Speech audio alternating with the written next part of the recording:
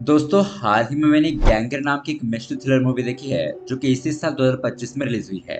इस फिल्म को डायरेक्ट किया है सुंदर जी ने और IMDb पर मिले है इस फिल्म को 6 आउट ऑफ 10। आपको ये मूवी प्राइम वीडियो पर देखने के लिए मिल जाएगी। ये कहानी है बहुत ही खतरनाक रिवेंज की। शहर के एक एरिया में जुर्म बहुत ज्यादा बढ़ने लगता है, तो उसे रोकने के लिए एक सीक्रेट पुलिस ऑफिसर को भेज दिया जाता है।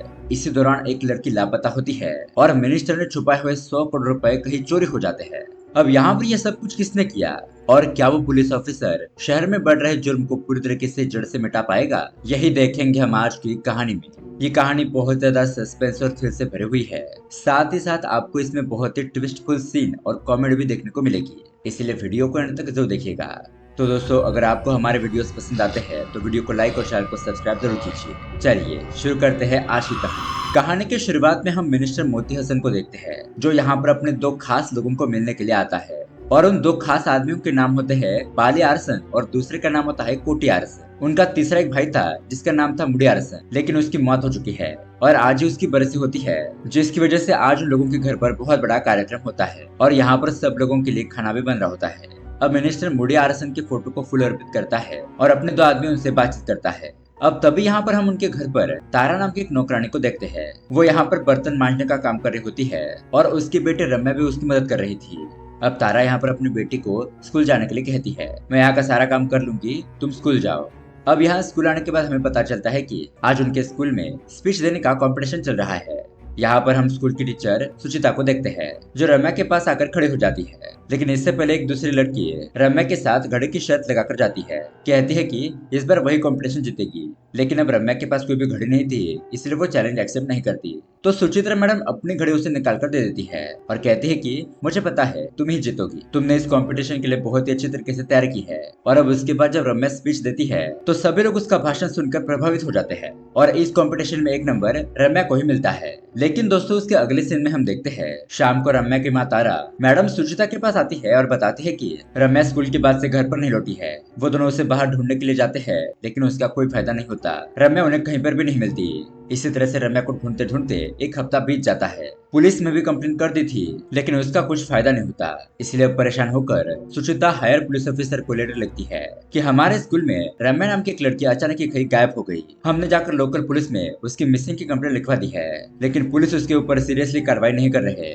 अब सिर्फ रम्या ही नहीं, पिछले कुछ सालों से हमारे यहाँ से बहुत सारी लड़कियां गायब हो रही है। इसलिए आपसे निवेदन है इस केस को जल्द से जल्द सुलझाए, हमें न्याय दे। और हमारे शहर में बाली और कुटी नाम के दो भाई है, यहाँ पर उनका ही राज चलता है। वो लोग हमारे स्कूल के ट्रस्टी होने की वजह से स्कूल का सारा मैदान अपने इलीगल धंधे के लिए इस्तेमाल करते हैं। यहाँ पर हमेशा ट्रक के आ जाने की वजह से स्टूडेंट को बहुत ज्यादा तकलीफ होती है।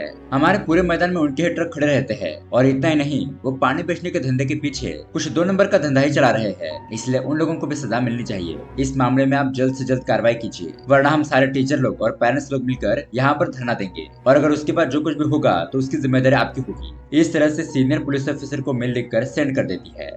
उसके बाद हम हायर पुलिस स्टेशन को देखते हैं जहां पर कमिश्नर अपने एक इंस्पेक्टर से कहता है कि तुम्हें इस इलाके में जाकर बाकी क्राइम को कंट्रोल करना होगा और तुम्हारे बारे में किसी को पता न चले, इसलिए तुम उस स्कूल में एक सीक्रेट टीचर बनकर जाओगे और इस केस को सॉल्व करोगे।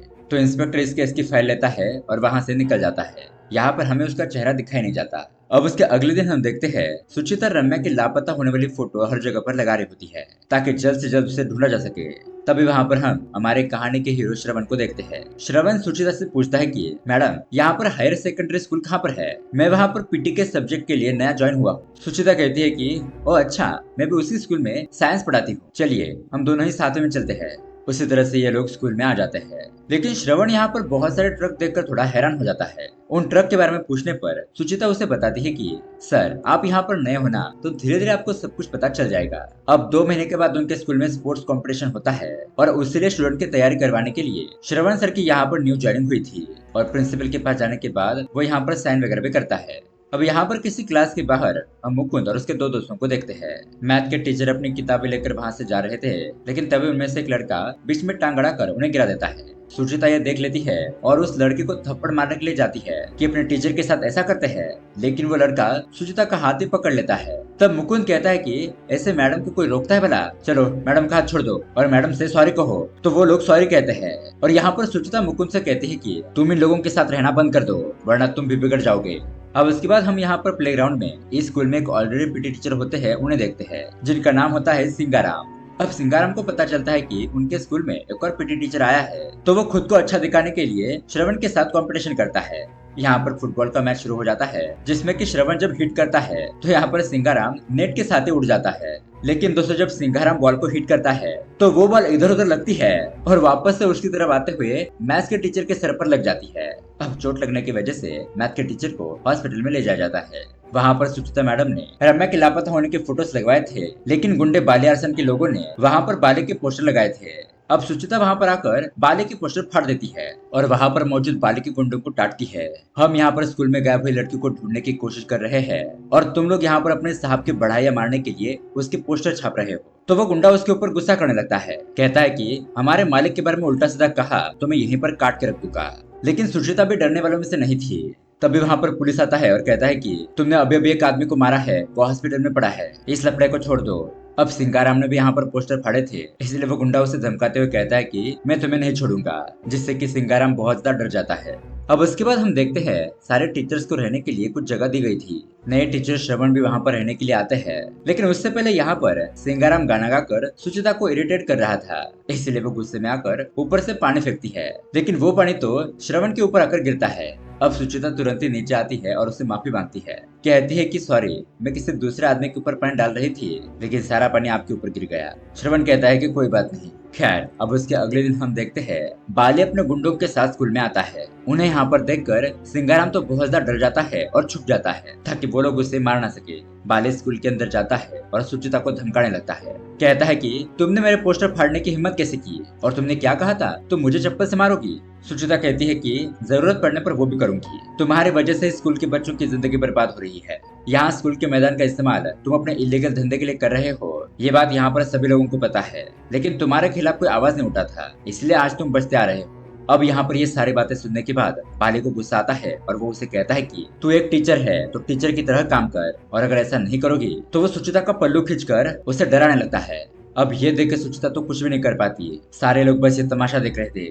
तभी वहाँ पर मुकुंद आता है और कहता है कि चाचा जी आप ये क्या कर रहे हो, हमारे टीचर को छोड़िए। बाले कहता है कि मेरे भाई के बेटे की वजह से तुम्हें छोड़ रहा हूँ, लेकिन आइंदा से हमारे रास्ते पर कभी मत आना वरना मैं तुम्हें मार डालूंगा। अब दोस्तों ये सब कुछ श्रवण भी देख रहा था, लेकिन वो कुछ नहीं करता। अब उसी रात को हम बाले को देखते हैं जो कि एक बार में शराब पीने के लिए अपने लोगों के साथ आता है और उसी बार की एक कुर्सी पर सुचिता के दादाजी और सिंघाराम बैठे होते हैं। सुचिता के दादाजी को उस बाले का बहुत ज्यादा गुस्सा आ रहा था क्योंकि आज सुबह उसने स्कूल में उसके पोती के साथ गलत काम किया था। अब दादाजी ने यहाँ पर बहुत ज्यादा शराब पी ली थी और वो बाले के सामने जाकर उसे धमकाने लगता है कि तुम्हारी हिम्मत कैसे हुई मेरे पोती को हाथ लगाने की।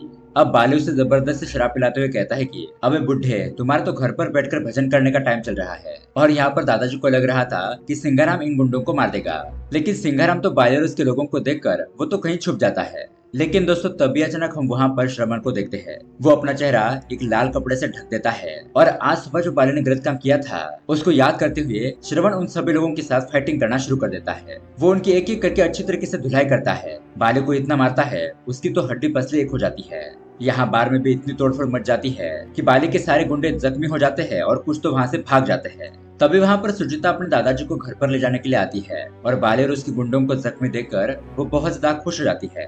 अब यहाँ पर उस अपने चेहरे को ढके हुए आदमी को लड़ता हुआ देखकर सुचिता सोचने लगती है कि यह आदमी कौन हो सकता है, लेकिन वो जो कोई भी हो उसने इन लोगों को सबक सिखाया था, ये बात सुचिता को बहुत ही अच्छी लगती है। अब उसके अगले दिन श्रवण स्कूल में गेम खेल रहा होता है और तभी उसके मूवमेंट देखकर सुचिता समझ जाती है कि कल रात बार में फाइटिंग करने वाला और कोई नहीं बल्कि श्रवण सर ही थे।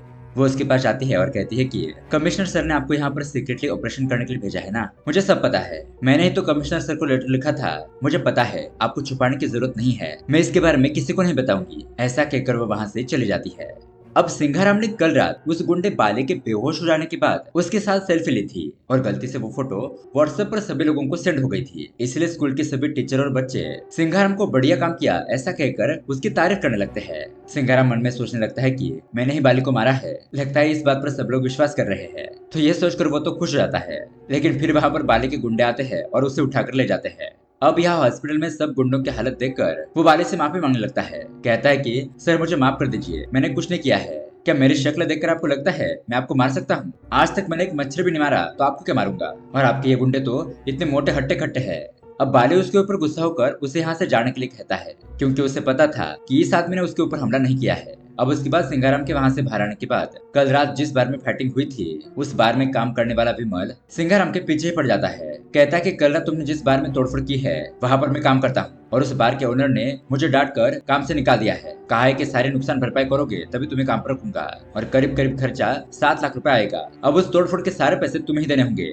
सिंघाराम कहता है कि अरे भाई मेरी बात मान लो, मैंने वो फाइटिंग नहीं की थी। ये बात मैंने बाली और उसके आदमियों को बताई, उन्हें यकीन हो गया, लेकिन तुम मेरी बात पर विश्वास क्यों नहीं कर रहे हो? विमल कहता है कि मुझे पता है तुम बहाना बनाकर मुझसे बचने की कोशिश कर रहे हो, लेकिन मैं तुम्हें ऐसे ही नहीं छोड़ूंगा, मैं अपने पैसे लेकर ही रहूंगा।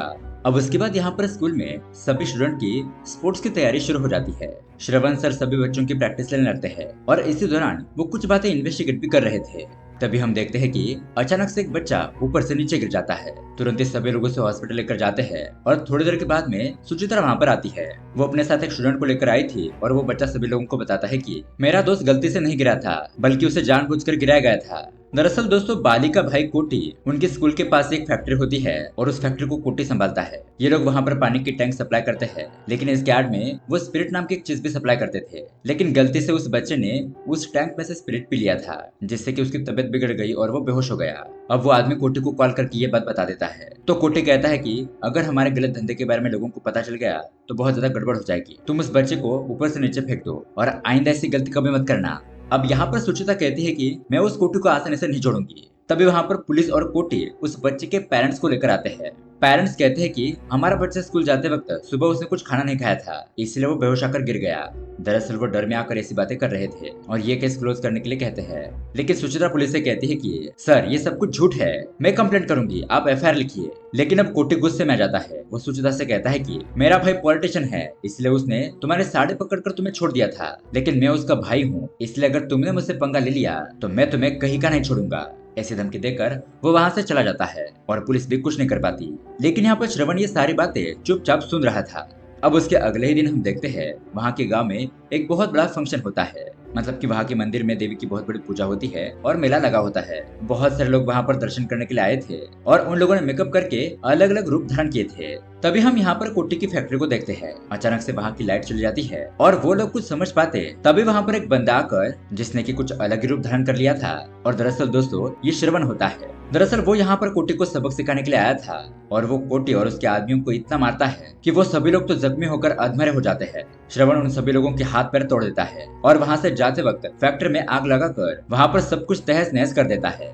अब दोस्तों वहाँ से मेला पास में था और यहाँ पर विमल सिंघाराम को ढूंढ रहा था, क्योंकि सिंघाराम उसके पैसे नहीं देना चाहता था, इसलिए वो भाग रहा था। भागते भागते वो उस फैक्ट्री के पास आ जाता है और तभी कोटी के लोगों को लगता है कि इसी आदमी ने फैक्ट्री में आग लगाई है। मतलब कि सिंघाराम दोबारा से वहाँ पर फंस जाता है और कोटी के लोगों को यह ऐसा इसलिए भी लगता है क्योंकि श्रवण का मेकअप ठीक उसी तरह का था जैसे कि सिंघाराम का। इस बार भी सिंघाराम को गुंडे पकड़ कर ले जाते हैं, लेकिन बाली कहता है कि अबे ये आदमी नहीं है, ये सब कुछ नहीं कर सकता, इसे छोड़ दो। अब वहाँ से बाहर निकलने के बाद विमल सिंघाराम का पीछा नहीं छोड़ता। वो उसे कहता है कि तुम्हें मुझे 7 लाख रुपए देने ही होंगे, बार का जो नुकसान हुआ है मुझे उसके पैसे देने हैं, वरना उस बार का ओनर मुझे जिंदा नहीं छोड़ेगा। तुम एक काम करो, किसी बच्चों को किडनैप करो और उससे फिरौती के तौर पर पैसे मांग लो। सिंघाराम कहता है कि हमारे स्कूल में तो सभी बच्चों के माता पिता गरीब है, तो किसे किडनैप करेंगे।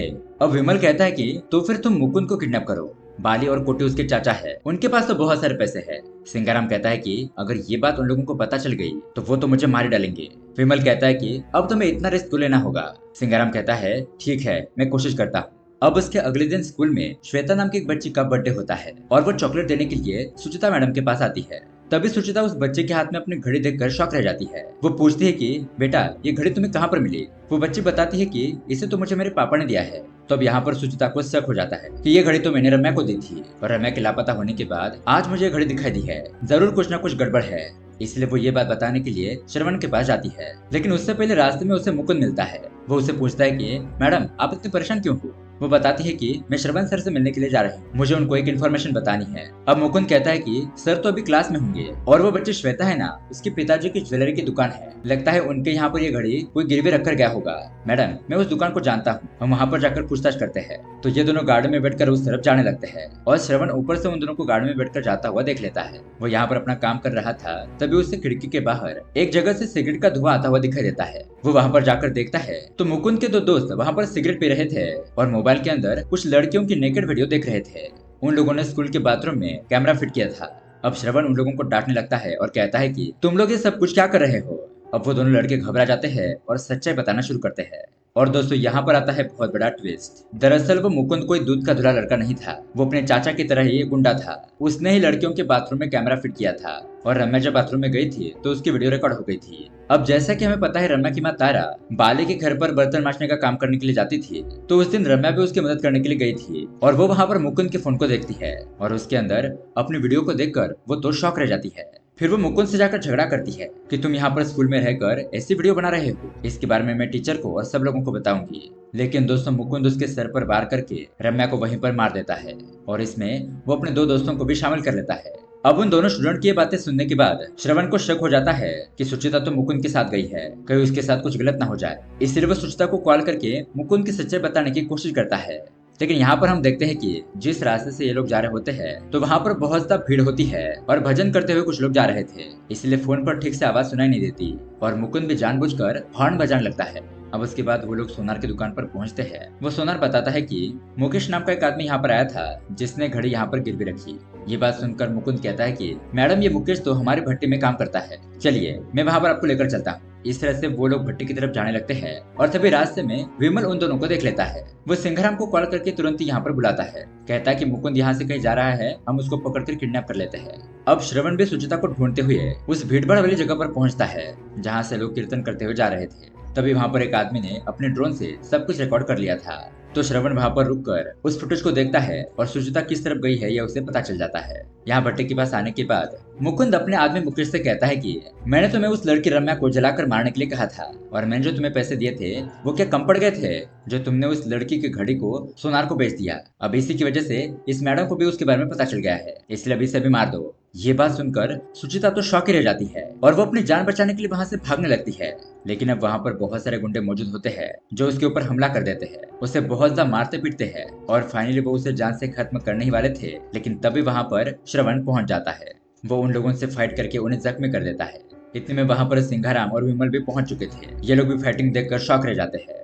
अब यहाँ पर श्रवण मुकुंद के सर पर एक लकड़ी से बहुत ही जोरदार वार करता है और सभी लोग जख्मी होकर वहाँ पर गिर जाते हैं। अब श्रवण उन सभी लोगों को वहाँ से चलने के लिए कहता है। उसके बाद दोस्तों जब ये बात बाली को पता चलती है तो वो तुरंत ही मुकुंद को हॉस्पिटल में एडमिट करता है। ट्रीटमेंट करने के बाद डॉक्टर उसे बताते हैं कि मुकुंद अब कोमा में चला गया है, कब होश में आएगा पता नहीं। अब अपने बेटे की ऐसी हालत देखकर बाली कुट्टी का जो तीसरा भाई था वो भी यहाँ पर अपने बेटे का हालचाल देखने के लिए आ जाता है। वो कहता है कि ये जिसने भी किया है मैं उसे नहीं छोड़ूंगा। तभी उसे अपने लोगों के जरिए पता चलता है कि एक पुलिस वाला अपनी आइडेंटिटी छुपाकर हमारे एरिया में आया है एक सीक्रेट ऑपरेशन करने के लिए। तो अब ये सब लोग उसी को ढूंढने में लग जाते हैं। अब यहाँ दूसरी तरफ हम सिंघाराम, श्रवण, विमल, सुचिता और मैथ के टीचर प्रकाश को देखते हैं। ये लोग एक जगह पर इकट्ठा होते हैं और यहाँ पर श्रवण उन सभी लोगों को बताता है कि मैं कोई पुलिस ऑफिसर नहीं हूँ। तो यहाँ पर मैथ का टीचर प्रकाश बताता है हाँ असल में मैं पुलिस ऑफिसर हूँ जो कि यहाँ पर सीक्रेट ऑपरेशन करने के लिए आया हूँ, लेकिन मुझे तो उस बाली आर्सन से बहुत ज्यादा डर लगता है। उसके बाद ये लोग श्रवण से पूछने लगते हैं कि अगर तुम पुलिस ऑफिसर नहीं हो तो तुमने बाली और उसके आदमियों से दुश्मनी क्यों मोल ली। तो दोस्तों इसके पीछे एक बहुत बड़ा कारण होता है। यहाँ पर श्रवण अपनी कहानी बताने लगता है। कहता है कि मैं अपनी पत्नी सुजाता के साथ बहुत ही खुशहाल जिंदगी बिता रहा था। सुजाता मिनिस्टर मोती हसन की सेक्रेटरी का काम करती थी और जैसा कि हमें पता है मिनिस्टर मोती हसन के साथ उस वक्त वो तीनों भाई भी बहुत ही विश्वास के साथ काम करते थे और तब उन दोनों भाइयों के साथ उनका तीसरा भाई भी जिंदा था। अब एक दिन मिनिस्टर अपने पास जो 100 करोड़ रुपए होते हैं ना उसे ट्रक के जरिए दूसरी जगह पर ले जाने के लिए कहता है। अब उसे विश्वास था सिर्फ सुजाता और उन 3 भाइयों के ऊपर, इसलिए वो ये काम सुजाता और मोदी अरसन को सौंप देता है। अब ये लोग ट्रक में पैसे भरकर ले जाने लगते हैं, लेकिन बीच रास्ते में ही मोरियासन ट्रक को दूसरी तरफ ले जाने लगता है। सुजाता से कहता है कि कब तक हम लोग उस मिनिस्टर का काम करते रहेंगे, हम लोग ये पैसे आधा आधा बांट लेते हैं। लेकिन सुजाता ऐसा नहीं करना चाहती थी, वो इसका विरोध करती है। लेकिन अब ये लोग उसके जान के पीछे पड़ जाते हैं। सुजाता अपने पति श्रवण को कॉल करने की कोशिश करती है, लेकिन यहाँ श्रवण तो अपने कंस्ट्रक्शन के काम में बिजी था। अब यहाँ पर ये तीनों भाई मिलकर सुजाता को जान से मार देते हैं। और दरअसल उस वक्त सुजाता पेट से थी, लेकिन ये लोग उसके ऊपर जरा से भी दया नहीं दिखाते और सुजाता को मारकर सारे पैसे खुद ही हड़प लेते हैं। और फिर प्लान बनाते हैं कि सारा इल्जाम सुजाता के ऊपर डाल देंगे कि वो सारे पैसे लेकर भाग गई और वो 100 करोड़ रुपए ये तीनों भाई अपने पास ही रख लेते हैं। ये लोग यहाँ पर नाटक करते हैं कि इसी दुर्घटना में उनके तीसरे भाई कोडियारसन की मौत हो गई। सुजाता कोडियारसन को मारकर सारे पैसे लेकर भाग गई। बाली और कोटी यही बात मिनिस्टर को जाकर बताते हैं। अब मिनिस्टर भी उनकी बातों पर विश्वास कर लेता है और ये लोग यहाँ पर भी नहीं रुकते। ये लोग इस केस में सुजाता के पति श्रवण को भी फंसा देते हैं। श्रवण को पकड़कर पूछते हैं कि तुम्हारी पत्नी सुजाता ही सारे पैसे लेकर भाग गई, बताओ वो पैसे कहाँ पर है? तुम दोनों ने मिलकर ये प्लान किया था, तुम भी उसके साथ भागने वाले थे, लेकिन उससे पहले हमने तुम्हें पकड़ लिया। अब दरअसल दोस्तों श्रवण को तो इस चोरी के बारे में कुछ भी पता नहीं था, लेकिन बेचारे को पुलिस के जरिए बहुत ज्यादा मार खानी पड़ती है, 3 साल जेल में रहना पड़ता है। लेकिन फिर भी कोई सच्चाई पता नहीं चलती, इसलिए 3 साल के बाद पुलिस उसे जेल से रिहा करती है। और दोस्तों अब यहाँ प्रेजेंट टाइम पर श्रवण उन लोगों से अपनी पत्नी की मौत का बदला लेने के लिए आया था। अब वो यहाँ पर सभी लोगों से कहता है कि हमें बाली और उसके भाइयों से वो 100 करोड़ रुपए चुराने होंगे। उन लोगों की जान उन पैसों में हटकी है, तभी वो तड़प तड़प कर मरेंगे। मैं उन लोगों को आसान मौत नहीं देना चाहता और उसके बाद वो 100 करोड़ रुपए हम चुराएंगे और उन सारे पैसों को आपस में बांट लेंगे। अब ये बातें सुनने के बाद सभी लोग राजी हो जाते हैं और एक बहुत बढ़िया प्लान बनाने लगते हैं। अब सबसे पहले वो बाली के खास आदमी मतलब कि आमोदास को अपना शिकार बनाते हैं, उसे बहुत ज्यादा दारू पिलाते हैं और 10 करोड़ रुपयों के पैसों का लालच देकर उसे अपनी तरफ कर लेते हैं, क्योंकि आमोदास को उन तीनों भाइयों के बारे में बहुत कुछ जानकारी थी। वो बहुत सालों से उनके साथ काम कर रहा था। उसके जरिए इन लोगों को पता चलता है कि उन तीनों भाइयों ने वो 100 करोड़ रुपए अपने ही थिएटर के अंदर छुपाए हैं। वहाँ पर 2 केबिन हैं। पहले केबिन में सूर्य नाम का एक बंदा हमेशा वहाँ पर बैठा रहता है और इसी दौरान दरअसल दोस्तों उस लॉकर में कुछ गड़बड़ी आई थी, इसलिए उसे चेक करने के लिए उन लोगों ने चार्ली नाम के एक बंदे को बुलाया था। अब यहाँ पर ये लोग चार्ली को पकड़ लेते हैं और चार्ली जैसा ही भेष बनाकर सिंगाराम लॉकर रूम में जाकर वहाँ पर कैसा क्या सिस्टम है और उस ताले का नाप वगैरह सब कुछ ले लेता है, ताकि ये सब जानकारी से उन लोगों को लॉकर खोलने में आसानी हो। तो इन लोगों को पता चलता है कि उस लॉकर को खोलने के लिए एक चाबी है, लेकिन उसके 3 हिस्से हैं, एक एक हिस्सा उन तीनों भाइयों के पास है। अब श्रवण ने बाली और कुटी से फाइटिंग करते वक्त उन लोगों से वो चाबी का टुकड़ा ले लिया था। अब उसके बाद ये लोग एक एक करके उस चाबी के 2 टुकड़े हासिल करते हैं और तीसरा टुकड़ा होता है मोडियारसन के पास। अब रात को ये लोग उसके घर के अंदर जाते हैं और जब मोडियारसन सो रहा होता है तो वो लोग उस चाबी के तीसरे पार्ट को भी हासिल करके वहाँ से भाग जाते हैं। अब उसके अगले दिन उनका 100 करोड़ रुपए चोरी करने का प्लान था। यहाँ थिएटर में बहुत सारे लोग मूवी देखने के लिए भी आ चुके थे। पहले तो यहाँ पर प्रकाश पॉपकॉर्न की मशीन में कुछ गड़बड़ी करके वहाँ पर आग लगा देता है और उसे रिपेयर करने के लिए कुछ लोगों को बुलाया जाता है। उसे रिपेयरिंग के लोगों के साथ घुसकर श्रवण उस थिएटर के अंदर घुसता है। अब दोस्तों बाहर के रूम का ताला उन तीनों भाइयों के फेस स्कैन या फिर फिंगरप्रिंट से ही खुल सकता था और अंदर सूर्य नाम का एक आदमी बैठा था, उसी के फिंगरप्रिंट से भी। अब सूर्य को बाहर लाने के लिए ये लोग यहाँ बाहर आग आग कहकर चिल्लाने लगते हैं और सभी जगह पर धुआं भी फैल चुका था। तो सूर्य को सच में लगता है कि बाहर आग लग चुकी है, इसलिए वो उस रूम से बाहर आ जाता है। जैसे ही सूर्य बाहर आ जाता है ये लोग उसे पकड़कर अंदर ले जाते हैं और कुर्सी से बांध देते हैं। इन लोगों ने यहाँ पर एक जामर भी फिट किया था जिससे कि किसी के भी फोन नहीं लग सके। अब उसके बाद श्रवण उन 3 चाबियों को जोड़कर ताले को खोल देता है और अंदर हम देखते हैं पैसा ही पैसा होता है। लेकिन दोस्तों तभी अचानक एक सीक्रेट अलार्म बजने लगता है जिसका नोटिफिकेशन सीधा मोडियारसन के फोन पर पहुंचता है, इसलिए वो अपने भाइयों के साथ उस थिएटर में आने के लिए निकल पड़ता है। उन लोगों को शक हो गया था कि कोई ना कोई 100 करोड़ रुपए की चोरी करने के लिए वहां पर आया है। यहाँ पर हम बाहर सिंगाराम और प्रकाश को देखते हैं जिन लोगों ने अलग ही गेटअप बनाकर बाहर के लोगों को उलझा कर रखा था। अब यहाँ अंदर श्रवण कुछ गैजेट के जरिए छत पर पहुंचता है, वहाँ के एक छोटे से हिस्से को बम फिट करके उड़ा देता है और उस होल से छत के ऊपर पहुंच जाता है। अब ये लोग तुरंत ही उस सारे पैसों को बैग के अंदर भरने लगते हैं और उन सभी बैग को छत के ऊपर पहुंचा दिया जाता है। अब यहाँ थिएटर के अंदर बहुत सारे लोग मूवी देख रहे थे, तो उस जगह पर सांप छोड़ दिया जाता है जिससे कि भगदड़ मच जाती है और इसी भगदड़ का फायदा उठाते हुए वो सभी लोग भी उस थिएटर से भाग जाते हैं। जब तक वो तीनों भाई थिएटर में पहुंचते 100 करोड़ की चोरी का काम हो चुका था।